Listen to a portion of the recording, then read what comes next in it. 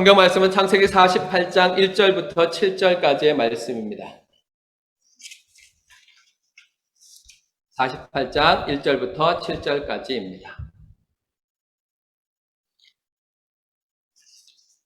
제가 한 절 읽고 여러분이 한 절을 읽으면서 7절까지 읽도록 하겠습니다. 이 일 후에 어떤 사람이 요셉에게 말하기를 내 아버지가 병들었다 하므로 그가 곧 두 아들 므낫세와 에브라임과 함께 이르니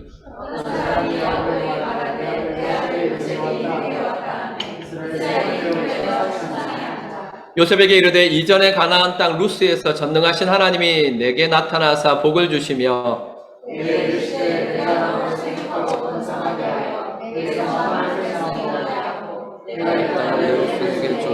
영원한 소유되게 하리라 하시니라.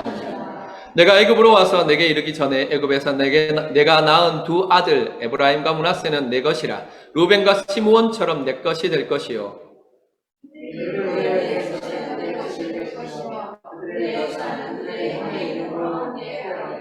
함께 읽겠습니다. 내게 대하여는 내가 이전에 바단에서 올 때에 라헬이 나를 따르던 도중 가나안 땅에서 죽었는데 그곳은 에브랏까지 길이 아직도 먼 곳이라. 내가 거기서 그를 에브랏 길에 장사하였느니라. 에브랏은 곧 베들레헴이라. 아멘. 말씀의 제목은 야곱의 축복입니다. 48장으로 시작해서 야곱의 축복은 49장까지 연결됩니다. 그런데 48장과 49장은 좀 성격이 다릅니다. 오늘은 48장의 첫 번째 부분 에브라임과 므낫세에 대한 야곱의 축복을 살펴보도록 하겠습니다. 요즘 많이 쓰는 말 가운데 꼰대라는 말이 있습니다. 꼰대 어떻습니까?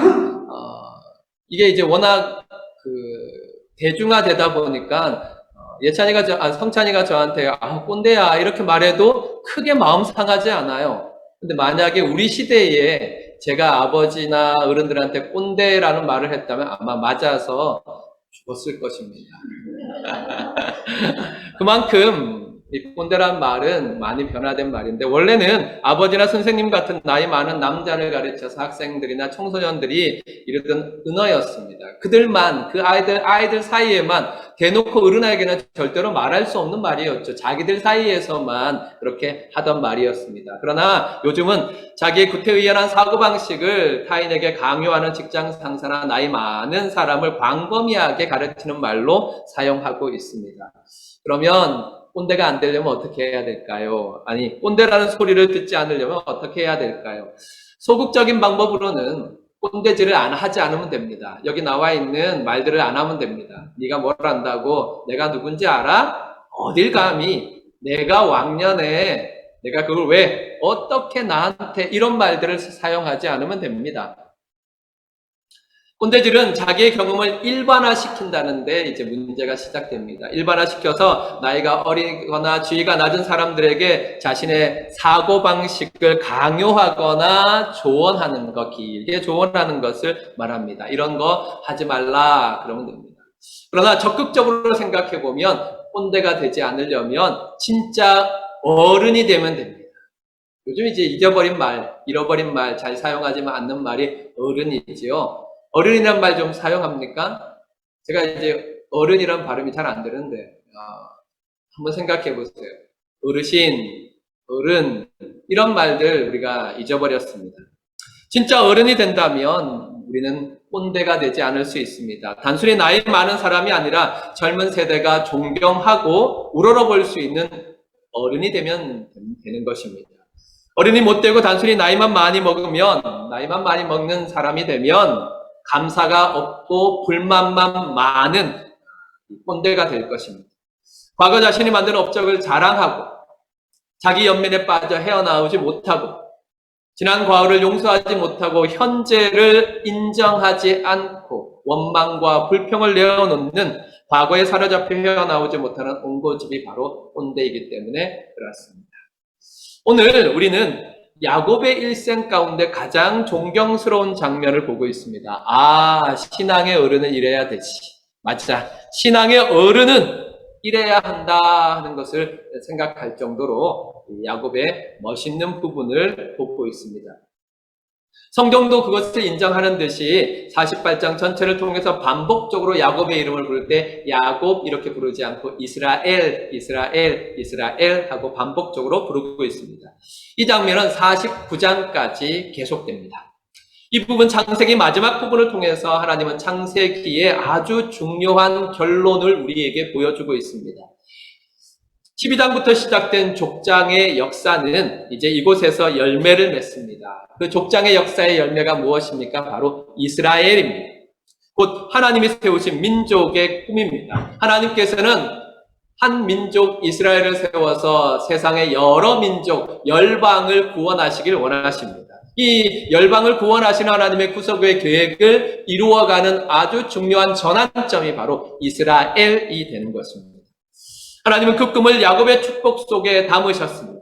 야곱의 축복은 앞으로 진행될 하나님의 백성들의 역사인 이스라엘의 청사진, 이스라엘 역사의 청사진이 여기에 담겨 있습니다. 그 첫 번째가 이 에브라임과 므낫세, 그 다음이 한 2주 후에 이렇게 나누게 된 49장에 나오는 12아들에 대한 축복이 담겨 있습니다. 그 축복에는 예언적인 축복이 담겨 있는데 앞으로 이스라엘의 어떤 역사 속에서 하나님의 구속의 일들을 감당해 갈지를 보여주고 있습니다. 오늘은 그 첫 번째 에브라임과 므낫세에 대해서 살펴보도록 하겠습니다. 먼저 생각할 것은 무엇을 물려줄 것이냐입니다. 무엇을 물려줄 것이냐. 1절부터 2절까지 다시 한번 읽겠습니다. 시작. 이 일 후에 어떤 사람이 요셉에게 말하기를 내 아버지가 병들었다 하므로 그가 곧 두 아들 므낫세와 에브라임과 함께 이르니 어떤 사람이 야곱에게 말하되 내 아들 요셉이 내가 왔다 하며 이스라엘이 힘을 내어 침상에 앉아. 아멘. 이스라엘이 힘을 내어 침상에 앉아라고 했습니다. 죽음을 앞둔 야곱은 지금 그의 마지막 사명을 감당하려고 하고 있습니다. 그는 하나님 나라의 언약과 축복의 계승자입니다. 이제 그는 영적인 장자 요셉에게 그가 받은 영적인 축복을 전하고자 합니다. 사람은 가지만 하나님의 언약은 후손을 통해서 계승되는 것입니다. 이 위대한 사명을 감당하기 위해 족장 이스라엘은 힘을 내어 침상에 앉았습니다. 그의 상태를 생각해 보시기 바랍니다. 지난주에도 봤습니다. 그는 침상에서 움직일 수 없는 노인이었습니다. 그는 병들어 침상에 누워 있을 수밖에 없는 야곱이었습니다.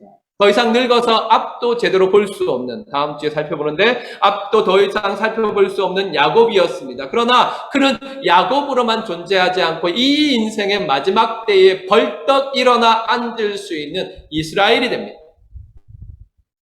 그는 어떤 조건과 자신의 조건, 누워있을 수밖에 없는 그 조건, 또 앞을 볼 수 없는 그 조건을 뛰어넘어서 굴하지 아니하고 사명 앞에 힘을 내어 앉을 수 있는 이스라엘이었습니다. 참으로 그의 겉사람은 이미 낡은 사람이었지만 그의 속사람은 더욱더 새로워졌습니다. 고린도후서 4장 16절의 말씀이 얼마나 아름다운 말씀입니까? 우리 함께 읽어보겠습니다. 시작. 그러므로 우리가 낙심하지 아니하노니 우리의 겉사람은 낡아지나 우리의 속사람은 날로 새로워지도다. 아멘. 그렇습니다. 우리의 속사람, 우리의 겉사람 이렇게 말합니다. 거기에 보면 우리가 낙심하지 않는다 그랬습니다. 무엇 때문에 낙심하지 않느냐? 낙심할 만한 것들이 있지요. 무엇입니까? 겉사람이 낡아지는 거 낙심할 만합니다. 요즘 제가 헤어스타일이 바뀌고 나서 칭찬들이 자자하신데 그것 때문에 제가 시험 들까봐 걱정입니다. 계속 이거 고소할까봐 참. 겉사람은 낡아져야 됩니다. 네. 겉사람 낡아지는 것 때문에 낙심하지 마십시오. 우리는 그 낙심하지 아니할 제목이 있습니다. 무엇입니까? 속사람이 날로 새로워지는 것입니다. 그래서 칭찬을 좀 바꿔주세요. 목사님 속사람이 날로 새로워지시네요. 이런 걸로 좀 바꿔주세요. 목사님 겉사람이 새로워지네요. 이거 참 마음 아픕니다. 그렇게 우리는 날마다 새로워져야 합니다. 무엇으로 새로워져야 합니까? 영으로 새로워져야 합니다. 은혜로 새로워져야 합니다. 사명으로 새로워져야 합니다. 이게 그리스도인의 진면목입니다. 예수 믿는 어른의 진면목, 참모습은 속사람이 날로 새로워지는 것입니다. 어제보다 오늘이, 지난주보다 이번 주가 그 속사람이 새로워진 게 눈에 보여야 합니다. 그 영이 자란 모습, 은혜가 풍성한 모습, 사명을 향하여 일어나는 모습이 날마다 더 새로워지는 그것이 바로 참된 그리스도인의 모습이며 영적인 어른의 진면목인 것입니다.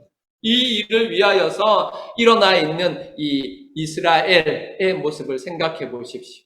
그냥 그렇게 누워있다가 육신의 연약함 때문에 누워있다가 하나님이신 사명을 감당하기 위해서 그 침상에서 일어나 자세를 고치고 있는 이스라엘 모습 참 감동적이지 않습니까? 우리도 그러해야 할 것입니다. 이스라엘은 요셉에게 그가 받은 언약을 전합니다. 3절부터 4절에 그렇게 말합니다. 요셉에게 이르되, 요셉은 이제 영적인 장자예요. 그래서 그에게 자기가 체험한 하나님에 대해서 고백합니다. 이전에 가나안 땅 루스에서, 그 가나안 땅 루스가 어디입니까? 바로 베델이지요. 베델. 전능하신 하나님이 내게 나타나사 복을 주시며 내게 이르시되 내가 너로 생육하고 번성하게 하여 내게서 많은 백성이 나게 하고 내가 이 땅을 내 후손에게 주어 영원한 소유가 되게 하리라 라고 말씀하셨다라고 요셉에게 증거합니다. 이것은 아브라함이 이삭에게, 이삭이 야곱에게, 그리고 이제 야곱이 요셉에게 전달하는 하나님의 위대한 언약입니다.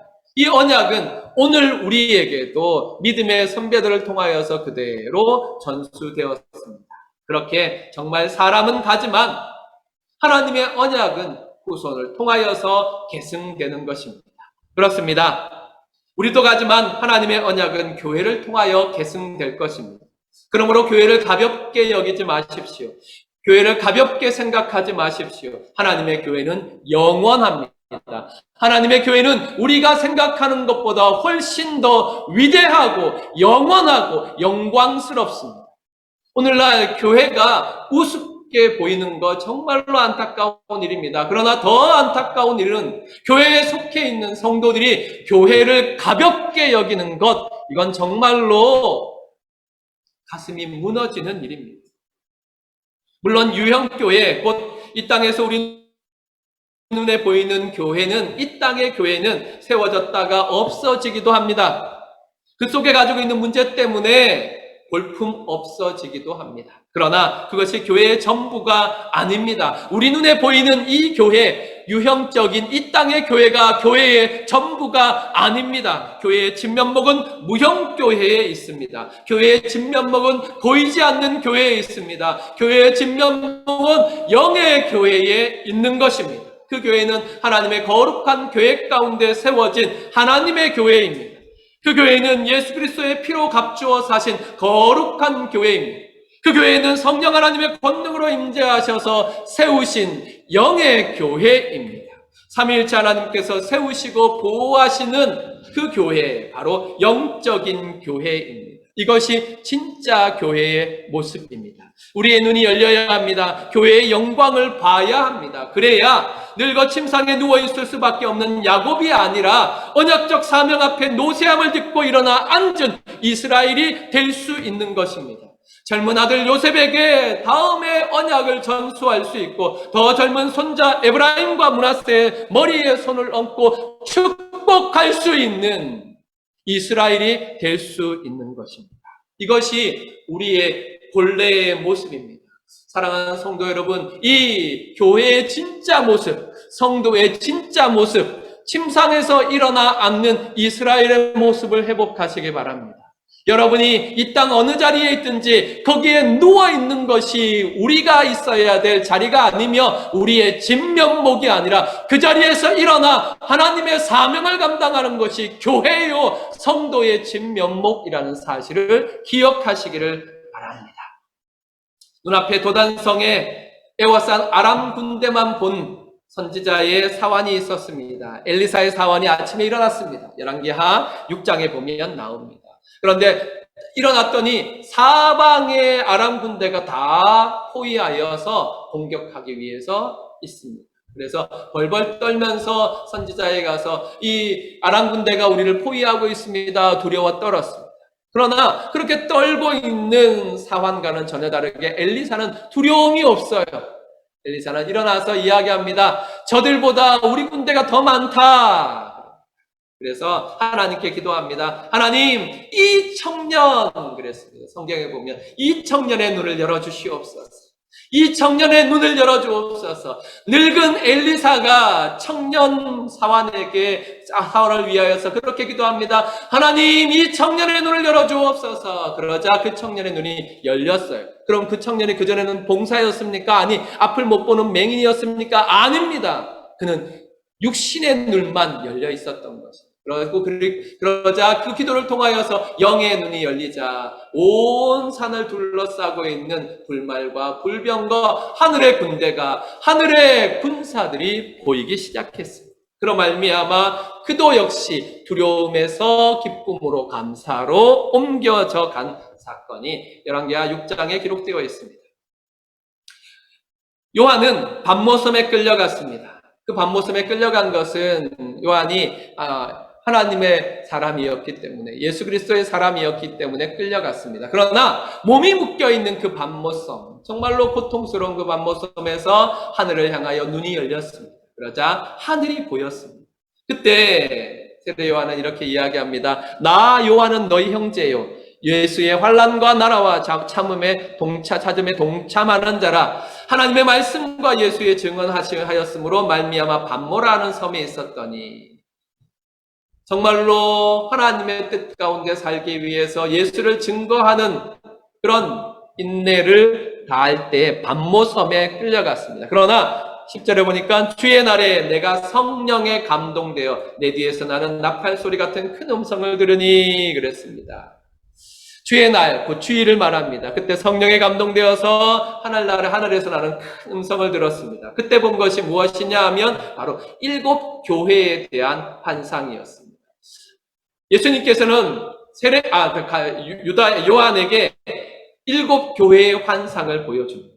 그때 요한이 몸을 돌이켜 나에게 말한 음성을 알아보려고 돌이킬 때에 7 금촛대를 보았는데, 촛대 사이에 인자 같은 이가 예수 그리스도께서 발에 끌리는 옷을 입고 가슴에 금띠를 띠고, 내가 본 것은 내 오른손에 7 별의 비밀과 또 7 금촛대라. 7 별은 7 교회의 사자요, 7 촛대는 7 교회니라. 그렇게 고백하고 있습니다. 이건 요한계시록의 처음 시작입니다. 요한계시록을 쓸 당시에 초대교회가 얼마나 어려웠는지 아십니까? 목숨을 내어놓고 신앙생활하던 때 아닙니다. 예수 믿는다는 말만 하면 정말 끌려가고 재산을 빼앗기고 죽임을 당할 수 있는 그런 때였습니다. 각 지역에서 교회들이 어려움을 당하고 교회들이 핍박을 당하여서 그 속에서 성도들이 다 흩어진 때였습니다.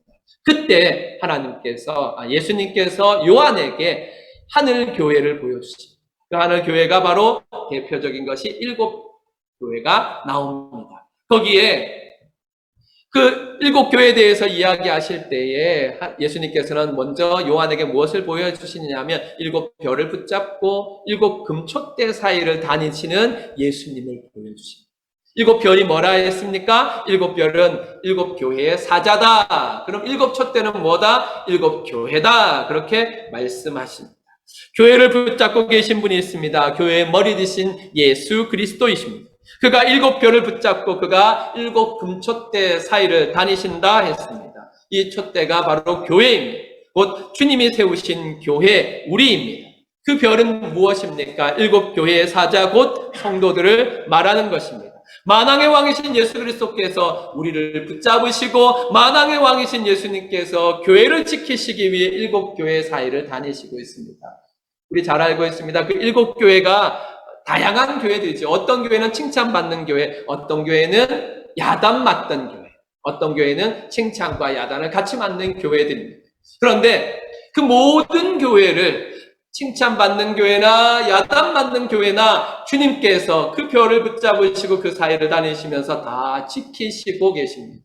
무엇을 위해서 그렇습니까? 네, 1장에서 시작하여 7장, 14장, 21장까지 갈 때까지 하늘의 영광의 교회로 완성시켜 가시기 위해서 주님께서 교회와 교회 사이를 다니시면서 살피시고 가르치시고 인도하신다 하는 것을 바로 요한계시록 1장에서 예수님께서는 보여주셨습니다. 오염된 육신의 눈으로는 이스라엘이 보고 있는 교회의 영광을 볼 수 없습니다. 죄인의 눈으로는 하늘의 불말과 불병거를 볼 수 없습니다. 세상에 사로잡힌 인생의 눈으로는 교회를 지키시는 예수 그리스도의 영광의 모습을 볼 수 없습니다. 그러므로 우리는 간절히 기도해야 합니다. 하나님, 우리에게도 자비하신 하나님께서 선지자 사환에 보는 축복 허락하여 주옵소서. 우리에게도 밤모섬의 요한 사도의 축복을 허락하여 주옵소서. 하늘의 영광을 보게 하옵소서. 하늘 교회의 영광을 보게 하옵소서. 그렇게 기도해야 할 것입니다. 야곱이 이스라엘로서 마지막 힘을 내어 일어나 한 일이 바로 이것입니다. 하나님의 신앙 전수, 하나님의 언약의 전수, 하나님께 받은 언약을 전달하는 이 일을 이스라엘은 했던 것입니다. 정말 우리도 이 이스라엘의 길을 따라갑시다. 제발 우리 인생의 마지막 힘을 집 열쇠 여기 있다, 차는 둘째가 가져라, 이런 것에 쏟아붓지 마시기 바랍니다. 참으로 우리가 무엇을 전해야 되겠습니까? 우리의 사랑하는 자들을 향하여서 무엇을 전달해야 되겠습니까? 사람이 세상을 떠나면서 자손들을 하나님의 이름으로 축복할 수 있는 믿음과 힘이 있다면 그의 인생은 실로 행복한 인생, 복된 인생이 될 것입니다. 성도 여러분, 야곱이 이스라엘로 축복의 사명을 감당했습니다. 그가 하나님으로부터 받은 이스라엘이라는 거룩한 이름에 합당한 삶을 살았습니다. 우리도 마찬가지입니다. 우리도 하나님으로부터 거룩한 이름, 새 이름을 받았습니다. 그리스도인, 성도, 바로 예수 그리스도로 말미암아 우리가 받은 새 이름입니다. 이 새 이름에 합당하게 삽시다. 그리스도인이라는 이름에 합당하게 삽시다. 성도라는 이름에 합당하게 삽시다. 그리스도인으로서 나는 사랑하는 사람들에게 무엇을 전해야 할까요?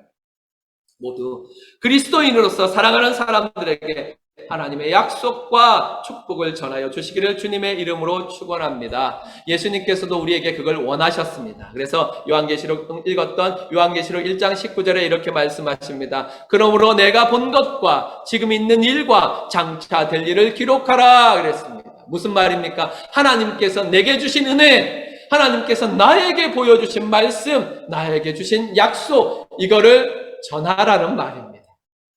우리의 사랑하는 사람들에게 우리의 마지막 힘을 다하여서라도 그들의 영혼에 내게 임하신 하나님의 이름을 기록하여 내는 축복을 누리시기를 주님의 이름으로 축원합니다. 요즘 우리 권사님들이 가족들을 향한 사명을 다시 한번 확인하고 있습니다. 연로하신 어머니 아버지들이 이제 마지막 그 인생의 걸음을 걸어가기 때문에 우리 권사님들 가슴이 뜨거워요. 어떻게 뜨겁습니까? 어떻게 해서든지 우리 어머니 아버지 예수 믿게 해야 되는데, 네, 그렇습니다. 가장 중요한 사명입니다. 이 사명을 이루기 위해서 어떤 것도 아끼고 어떤 것도 머뭇거리지 마십시오. 이 일을 위하여서 헌신하시기를 바랍니다. 하나님께서 그 수고, 그 헌신을 통하여서 한 영혼, 무엇보다 사랑하는 가족의 구원의 역사를 이루어 주시기를 주님의 이름으로 간절히 축원합니다. 두 번째 생각할 것은 에브라임과 므낫세는 내 것이라입니다. 5절, 6절 함께 읽겠습니다. 시작. 내가 애굽으로 와서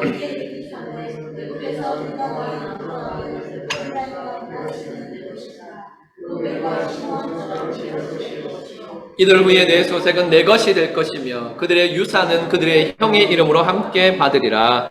아멘. 이스라엘은 하나님께서 그를 통해 이루어진 구속의 역사를 분명히 봤습니다. 그의 평생 147년 동안 하나님께서 그를 어떻게 인도하셨는지 봤습니다. 또한 하나님께서 열어주신 영의 눈으로 앞으로 이루어 가실 구속의 역사도 보았습니다. 앞으로 이루어 가실 구속의 역사, 그것이 바로 이스라엘의 역사라 말씀드렸죠. 바로 그의 이름을 이어받아 하나님의 구속의 역사를 펼쳐갈 이스라엘이었습니다. 요셉에게 언약을 전해준 이스라엘은 이제 구속의 역사의 아주 중요한 작업, 자기가 할 수 있는, 자기가 해야 되는, 하나님이 앞으로 이스라엘이라는 구속의 역사를 이루어갈 때 꼭 필요한 작업, 그 남아있는 작업을 이루어갑니다. 그것은 요셉의 아들들을 자신의 양자로 드리는 것입니다. 에브라임과 므낫세라고 했습니다. 5절에 보면 내가 낳은 두 아들 에브라임과 므낫세 그랬습니다. 네, 이것은 참 중요한 말입니다. 에브라임과 므낫세는 원래 순서대로라면 므낫세가 장자이기 때문에 므낫세가 앞에 나와야 되지요. 그런데 이스라엘은 에브라임과 므낫세라고 반대로 말합니다. 이 내용은 다음 주에 자세히 살펴보도록 하겠습니다. 에브라임과 므낫세는 요셉의 아들들입니다. 그러나 이스라엘은 이제 그 손자들이죠. 요셉의 아들들인 에브라임과 므낫세를 자신의 아들로 입양하는 것입니다. 5절을 잘 보시기 바랍니다. 내가 애굽으로 와서 내게 이르기 전에 애굽에서 내가 낳은 두 아들이라고 표현했습니다. 사실 요셉은 두 아들에 대한 불안함이 있었습니다. 왜냐하면 그들은 애굽 태생이며 애굽 여인의 소생이었기 때문입니다. 그래서 아버지가 병들었다라는 소식을 듣고 가장 먼저 해결해야 될, 요셉으로서 가장 먼저 해결해야 될 일은 이 두 아들이 언약의 백성으로 인정받는 것이 중요했습니다. 그래서 두 아들의 손을 이끌고 아버지 야곱 앞에 온 것입니다. 그러나 하나님의 계획은 더 크고 위대했습니다. 요셉은 두 아들 므낫세와 에브라임을 어떻게 하면 언약의 백성으로 인정을 받을까 정도로만 생각했습니다. 그런데 하나님의 계획은 훨씬 크고 위대했습니다. 그것은 에브라임과 므낫세를 그들의 출신 환경과 혈통을 뛰어넘어 하나님의 백성 이스라엘의 일부분이 되게 하신 것입니다. 그것은 한 지파, 요셉의 이름으로 간다면 한 지파의 두 갈래였을 뿐이지만 이제 하나님께서는 이스라엘을 통하여서 양자로 삼으로 말미암아 이스라엘이라는 하나님의 나라 가운데 두 지파가 되는, 각각 한 지파가 되는 축복을 허락하여 주신 것입니다. 그러니까 우리 좀 착각하지 마시기 바랍니다. 우리는 어떻게 착각하느냐 하면 내가 어떻게든지 이 아이들을 복받게 해야 되겠다.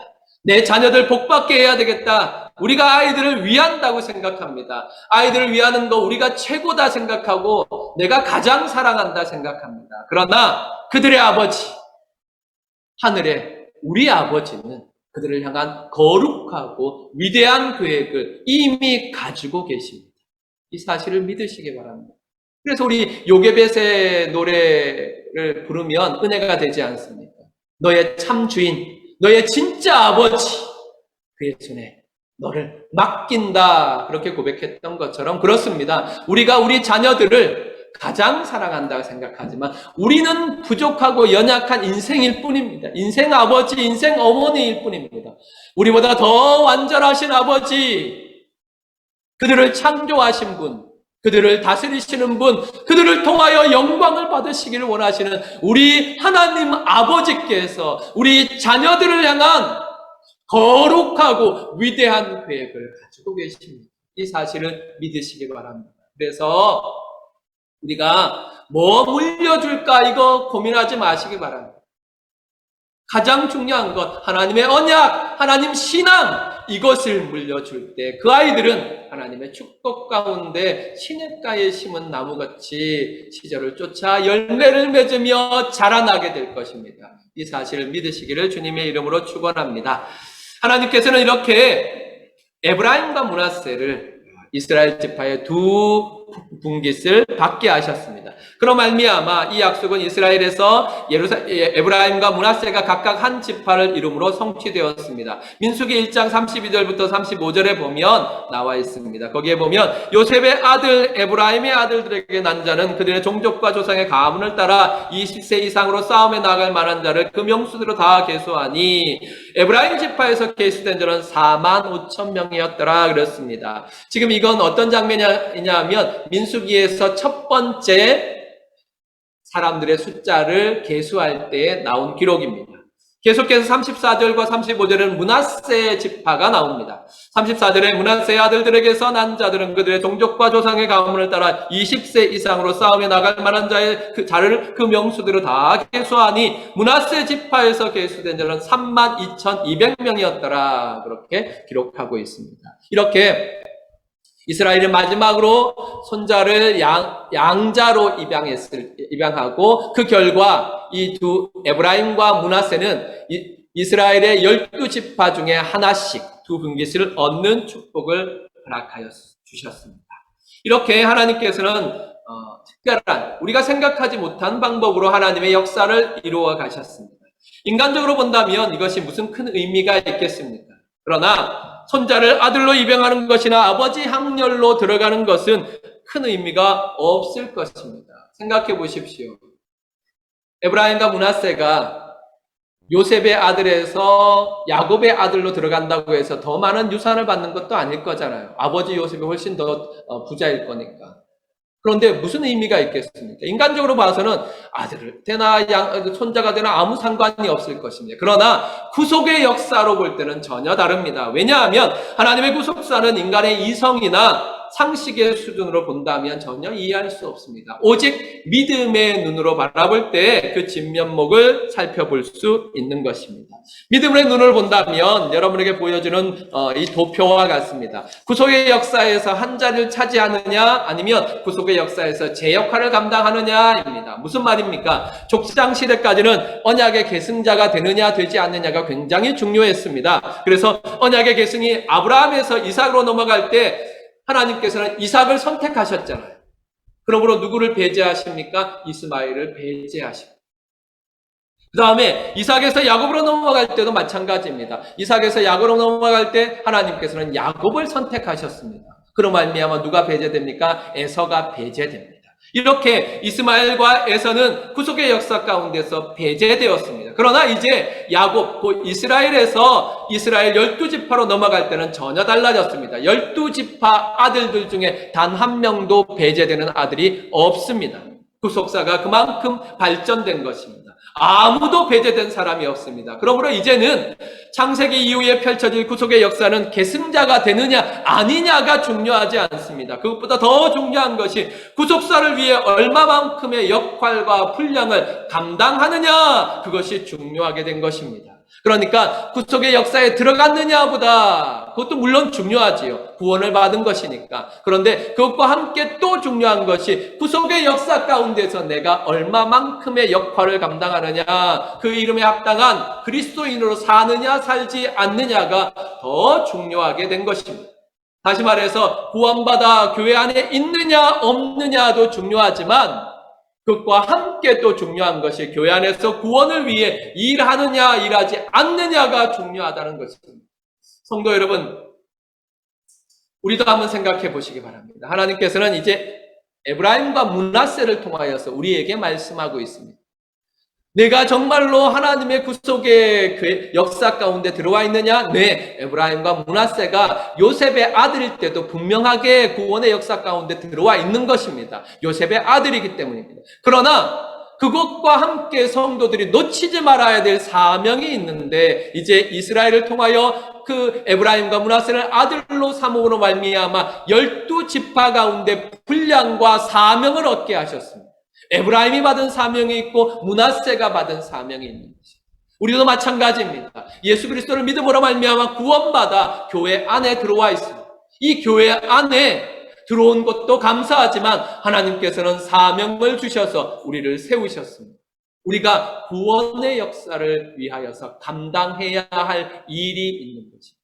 교회를 생각하실 때 보통 우리는 그렇게 생각합니다. 어떻게 하면 교회 가서 은혜를 받을 수 있을까? 어떻게 하면 교회 가서 좋은 교육을 받을 수 있을까? 어떻게 하면 교회에서 얻을 것이 있을까? 이런 생각을 합니다. 네, 어린아이 때는 그게 가능합니다. 그래도 괜찮습니다. 어린 성도였을 때도 마찬가지입니다. 그러나 신앙이 자라가서 이제 청년이 되었다면, 청년 에브라임, 청년 므낫세가 되었다면 이제 내가 이 교회에서 무엇을 감당할까? 무엇을 책임질까? 내가 책임져야 될, 나를 통하여서 교회가 유익해질, 나를 통하여 성도들이 일어날 일, 그 일을 찾아서 감당하는 자, 한 분깃을 받고 두 분깃을 받아서 감당할 수 있는 자들이 되어야 될 것입니다. 그것이 바로 에브라임과 므낫세를 통하여서 하나님께서 우리에게 교훈하시는 진리인 것입니다. 이제 하나님은 족장 한 사람 한 사람이 아니라 하나님의 백성 한 사람 한 사람을 모두 붙잡고 구속의 역사를 이루어 가시고 계십니다. 그런 변화 속에서 에브라임과 므낫세는 거룩한 사명의 자리를 받았습니다. 요셉은 두 아들을 통해서 두 분깃을 받음으로 장자의 축복을 받은 것입니다. 그래서 늙은 야곱은 마지막 힘을 내어 일어나 두 손자를 아들로 입양한 것입니다. 하나님의 뜻이 거기에 있기 때문에, 하나님의 계획이 거기에 있기 때문에 자리에서 일어나 그 일을 감당한 것입니다. 사랑하는 성도 여러분, 야곱의 마음이 보이십니까? 인생의 마지막 자리에서 그는 단 한순간도 과거에 자신이 이룬 업적을 자랑하거나 과거의 억울함을 불평하지 않았습니다. 오직 하나님의 뜻을 따라 이스라엘의 영광을 보면서 자신이 해야 할 일을 힘을 내어 감당할 뿐이었습니다. 절대로 꼰대가 아니죠. 어른이죠. 신앙의 어른의 모습입니다. 이스라엘 그는 언약을 계승하였습니다. 자신이 받은 하나님의 언약을 그의 영적인 장자 요셉, 그의 영적인 아들들인 에브라임과 므낫세에게 전달하였습니다. 우리도 그렇게 하나님께 받은 언약과 축복을 우리의 사랑하는 사람들에게 전달해야 하는 사명이 있습니다. 이스라엘 그는 에브라임과 므낫세를 양자로 삼았습니다. 자신이 죽은 후에 하나님께서 자신의 아들들을 통해 이루어 가실 이스라엘의 미래를 보며 지금 내가 해야 할 일을 감당한 것입니다. 앞으로 더 살펴보겠지만 이스라엘 그는 마지막에 가장 멋졌습니다. 우리도 인생의 마지막 자리가 가장 아름다운 사람, 가장 멋진 사람들이 되시기를 바랍니다. 그러나 이것은 사람으로는 절대로 할 수 없습니다.